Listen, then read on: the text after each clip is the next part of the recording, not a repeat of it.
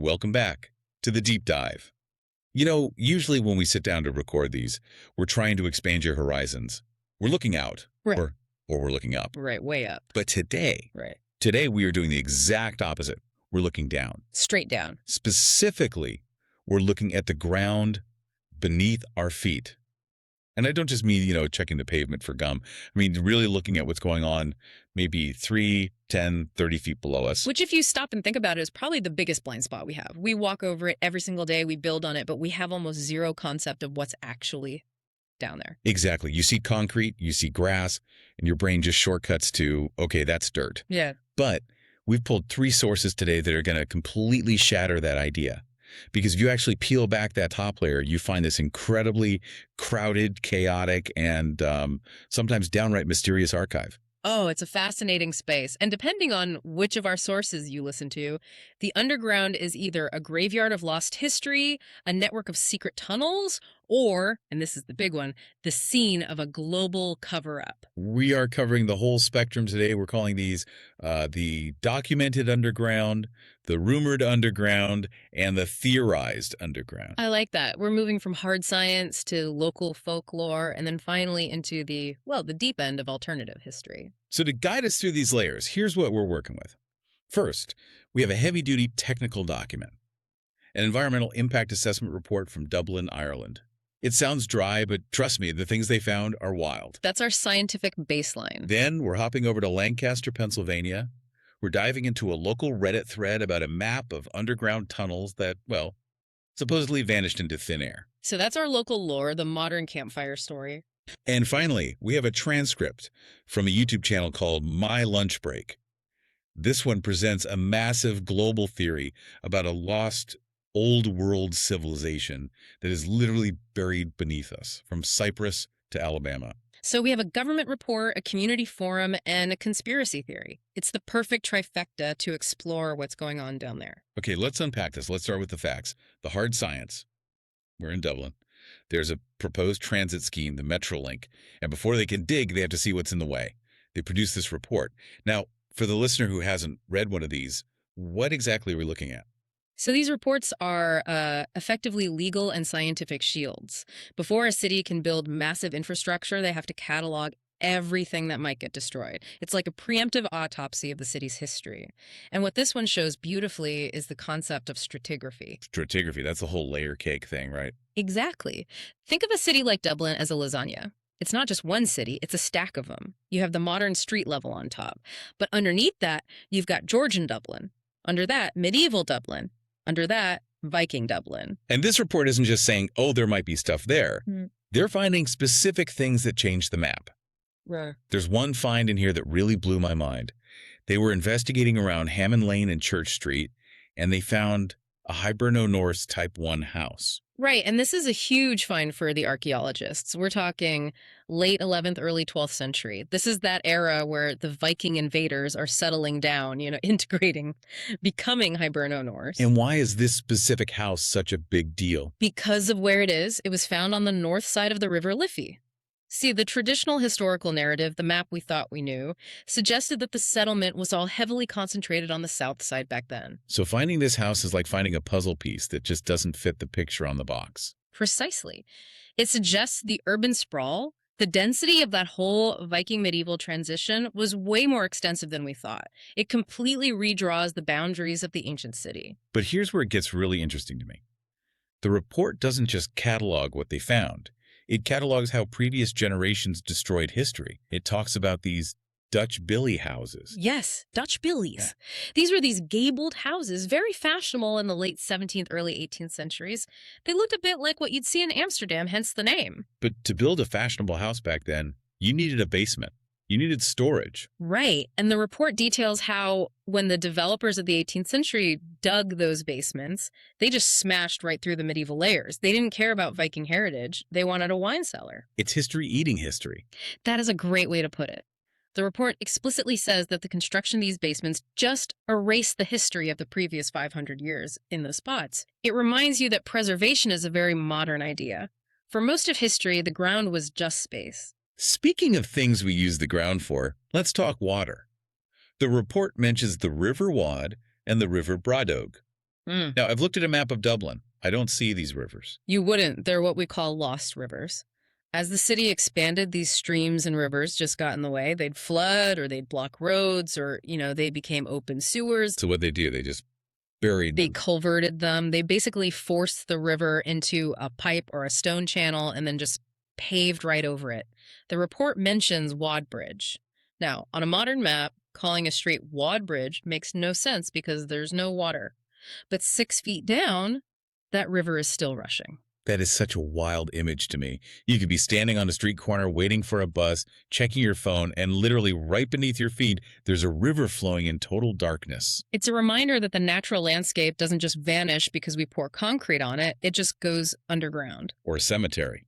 We had to talk about the skeletons. You can't have an underground deep dive without skeletons. It's a rule of the genre, yeah. The report is very detailed here, especially around Glasnevin and this early church site from 544 AD. But the finding that really stands out to me involves the home farm football pitch. This is a soccer field. People play there every weekend. They do. And in 2008, investigations under that pitch turned up human remains, a male skeleton over 25 years old. They radiocarbon dated him to between 585 and 651 AD. That is just visceral. You're playing a match, sliding for a tackle, and literally a meter beneath you is a guy from the 7th century. And he wasn't alone. They found skeletons nearby in 1941 and 1956. It proves that hidden history isn't some abstract idea. It's physical, it's bone. And it's not just people, it's entire estates. Right. The report mentions Delville House. A tragic loss, that one. Delville House was this grand estate demolished in the 1950s to build a hospital. The report describes finding structural remains, demolition, rubble just shoved into the soil. It shows how quickly grandeur becomes landfill. One minute you're a mansion, the next you're just a layer of debris under a hospital parking lot. And that's the big lesson of the Dublin report, right? The underground is a busy, crowded, physical reality. It's messy, but it's documented. So that is the documented underground. Now, I want to pivot. We're crossing the Atlantic, and we're leaving the archaeologists behind. We're going to Lancaster, Pennsylvania, and we're hanging out with the locals on Reddit. This is a totally different kind of source. We're now in the world of the Reddit sleuth. This is, oral history for the digital age. The thread starts with a user asking a very simple but very suspicious question. They ask, has anyone else noticed that the old map of Lancaster's underground tunnels is gone from the visitor center? And that's a classic hook. It establishes there was knowledge, a map, and now that knowledge has been removed, suppressed.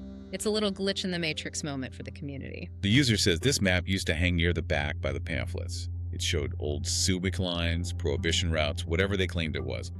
But when they asked the staff where it went, the staff said they don't recall it. I don't recall. That phrase is like gasoline for a conspiracy. To a suspicious mind, that's basically an admission of guilt. The user calls it convenient, and naturally, the comment section just explodes. If the map is gone, well, what are they hiding? And this is what fascinates me about the rumored underground.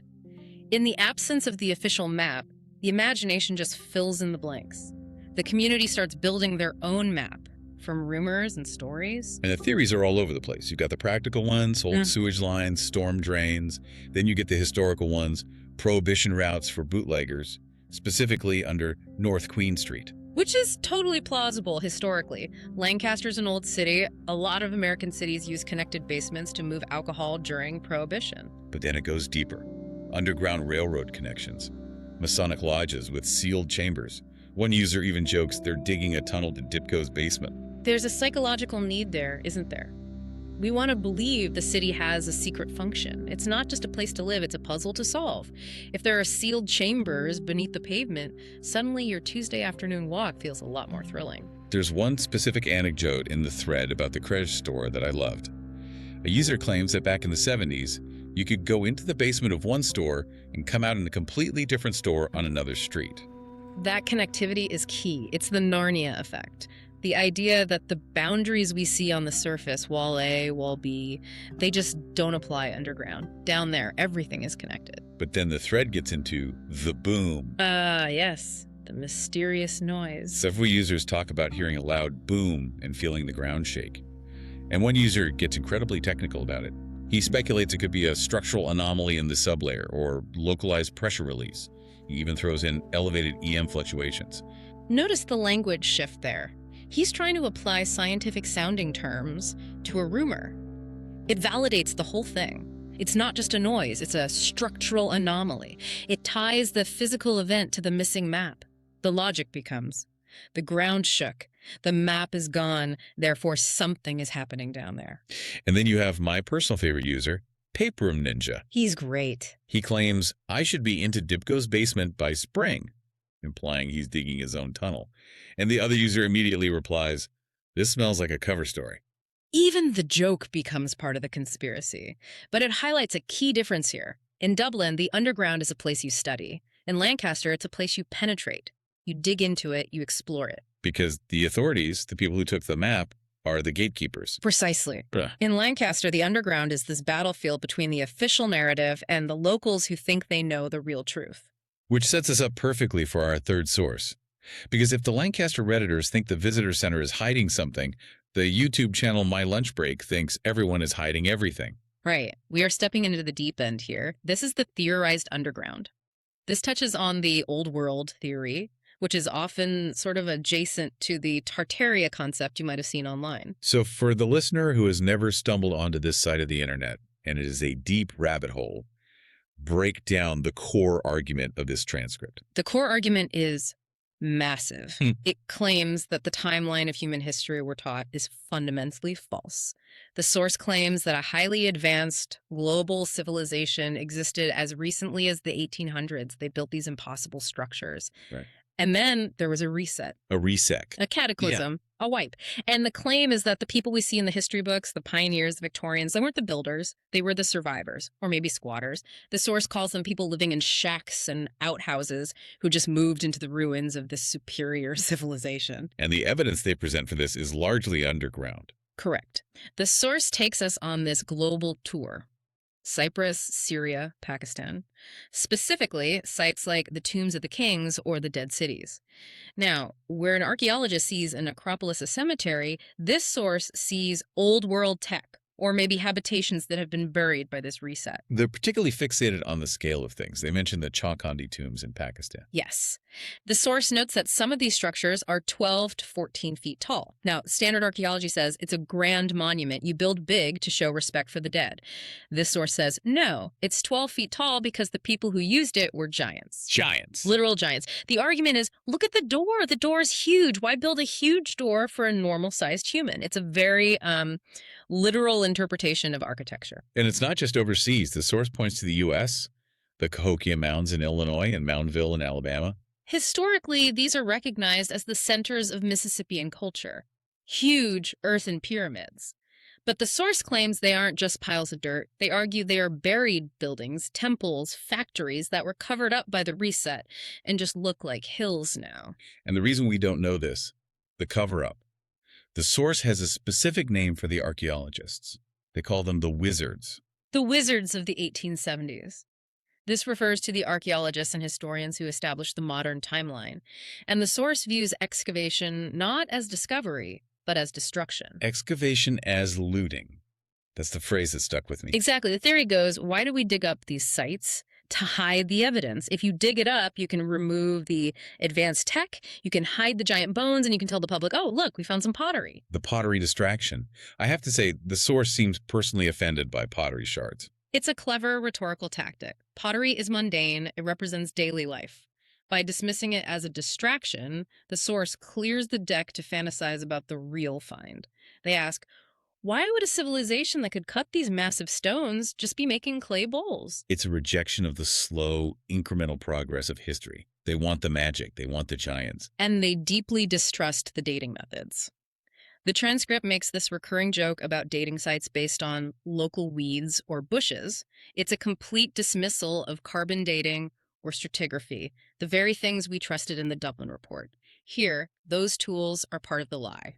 So if we pull back and look at all three of these sources, we have this fascinating tension. It's a conflict over authority, really. Who owns the ground? In Dublin, the experts own it. They define what's valuable. They say, this is a Viking house, this is a drain, this is the truth. In Lancaster, the ownership is contested. The city removed the map, but the people are reclaiming the space through stories. They're saying, no, we know what's down there. And in the old world theory, the experts are the enemy. The ground belongs to a lost, superior past, and the modern world is just a cover-up. But there's a common thread connecting the Dublin archaeologists, the Lancaster Redditor, and the YouTube theorists. What's that? The preservation paradox. Unpack that for me. In the Dublin report, preservation is a positive act. We record the medieval wall before the train destroys it. We save the data. But in the conspiracy sources, preservation is a weapon. When a site is closed for preservation, like the tombs in Cyprus or a tunnel in Lancaster, the immediate assumption is they are locking us out. Preservation becomes secrecy. Exactly. If you put a fence around it, the human brain says, you must be hiding something good. It reveals this deep cynicism about institutions. We don't trust that they're saving history for us. We think they're saving it from us. And that drives the imagination wild. It seems like the underground acts as the subconscious of the city.